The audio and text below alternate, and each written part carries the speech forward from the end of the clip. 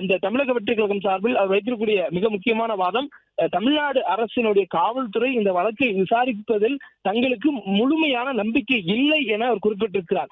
ஏனெனில் அரசு இந்த வழக்குக்கு வாதிடும் பொழுது அரசு சார்பில் இருக்கக்கூடிய ஒரு காவல்துறை இந்த வழக்கை விசாரித்தால் அதில் முழுமையான உண்மைகள் வெளிவரும் என்ற நம்பிக்கை தங்களுக்கு இல்லை என்று தமிழக வெற்றி கழகம் சார்பில் தெரிவித்திருக்கிறார்கள். தமிழக காவல்துறை விசாரணையில் அவநம்பிக்கை ஏற்பட்டிருக்கிறது என்பதை தமிழக வெற்றி கழகம் உச்சநீதிமன்றத்தினுடைய வாதத்தில் வெளிப்படுத்தியிருக்கிறார்கள். அதே போன்று இந்த வழக்கினுடைய விசாரணை என்பது சிபிஐக்கு வேண்டும் என்று 4 மனுக்கள் கேட்கப்பட்டக்கூடிய சூழலில் தமிழக வெற்றி கழகம் மட்டும் இந்த வழக்கிற்கு உச்சநீதிமன்றத்தினுடைய கண்காணிப்பில் ஒரு சிறப்பு விசாரணை குழு அமைக்கப்பட வேண்டும் என்ற ஒரு கோரிக்கையை முன்வைத்திருக்கிறார்கள். மேலும் தமிழக அரசு சார்பில் இதற்கான மறுப்பு வாதங்கள்லாம் முன்வைக்கப்பட்டு வருகின்றன. மேலும் நீதிபதிகள் இந்த வழக்கின் தொடர்பான கேள்விகள்ல மிக கவனமான கேள்விகளை முன்வைக்கிறார்கள்.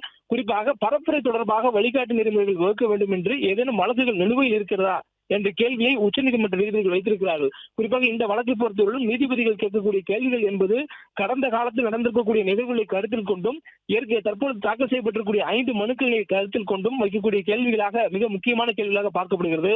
முதலாவது கேள்வியாக அவர்கள் முன்வைத்தது, இந்த வழக்கு மதுரை அமர்வில் விசாரிக்கப்படாமல் சென்னை உயர்நீதிமன்றத்தினுடைய பிரதான அமர்வில் சென்னையில் விசாரிக்கப்பட்டது ஏன் என்பது முதல் கேள்வி. அதற்கு பிறகாக இந்த இது போன்ற விவகாரம் தொடர்பாக, அதாவது பரப்புரை பிரச்சாரம் போன்ற கூட்டம் தொடர்பாக வழிகாட்டு நெறிமுறைகளை வகுக்க வேண்டும் என்று ஏதேனும் வழக்கு நிலுவையில் இருக்கிறதா என்ற ஒரு கேள்வியை எழுப்பியிருக்கிறார்கள்.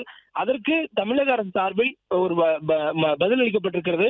சென்னை உயர்நீதிமன்றத்தில் இதுபோல் ஒரு வழக்கு நிலுவையில் இருக்கிறது என்று தெரிவித்திருக்கிறார்கள். மூன்றாவதாக இதை தொடர்ந்து கேள்வி எழுப்பக்கூடிய உச்சநீதிமன்ற நீதிபதிகள், இப்படி ஒரு வழக்கு நிலுவையில் இருக்கும் பொழுது ஏன் மற்ற மனுக்களின் மீது நீதிமன்றம் இப்படியான உத்தரவு கொடுத்திருக்கிறார்கள், எப்படி இந்த உத்தரவானது கொடுக்கப்பட்டிருக்கிறது என்ற கேள்வியும் அவர் முன்வைத்திருக்கிறார்கள். மேலும் தேர்தல் பிரச்சாரம் மேற்கொள்வது, ரோட் ஷோ நடத்துவது தொடர்பாக வழிகாட்டுதல்கள் கோரி தாக்கல் செய்யப்பட்ட மனு கிரிமினல் மனுவாக எப்படி பதியப்பட்டது என்ற கேள்வியையும் உச்சநீதிமன்ற நீதிபதிகள் முன்வைத்திருக்கிறார்கள். குறிப்பாக இந்த வழக்கை பொறுத்தவரையிலும் இது ஒரு விவகாரம் நடைபெற்று அதற்கு மீதான பிற்காலங்களில் இதுபோல் சம்பவம் நடைபெறாமல் தடுக்க வேண்டும் கேட்கப்பட்டிருக்கூடிய மனுதான். இது போன்ற பிரச்சாரம் கூட்டம் மேற்கொள்வதற்கு முன்பாக அதற்கான நிலையான வழிகாட்டு நெறிமுறைகள் கொடுக்கப்பட வேண்டும், அதனை பின்பற்றுவதை உறுதி செய்வதற்கான உறுதியான நடைமுறையை பின்பற்றுவதற்கான அறிவுறுத்தல் கொடுக்கப்பட வேண்டும் என்று ஒரு மனு தாக்கல் செய்யப்பட்டிருக்கிறது. இது போன்ற ஒரு மனுவை எப்படி கிரிமினல் மனுவாக பதியப்பட்டிருக்கிறது என்ற கேள்வியும் தற்பொழுது உச்சநீதிமன்ற நீதிபதிகள் கேட்டிருக்கிறார்கள். உச்சநீதிமன்ற நீதிபதியுடைய கேள்விகள் அனைத்துமே இந்த வழக்கு இதற்கு முன்பாக நடைபெற்ற உயர்நீதிமன்றத்துடைய வழக்கினுடைய அந்த சாராம்சங்களையும் அதே போன்று தாக்கல் செய்யப்பட்டிருக்கூடிய மனுக்களையும் கேள்வி கேட்கக்கூடிய வகையிலான கேள்வியாக அமைந்திருக்கின்றன. தொடர்ந்து இந்த வாதங்கள் நடைபெற்று வருகிறது.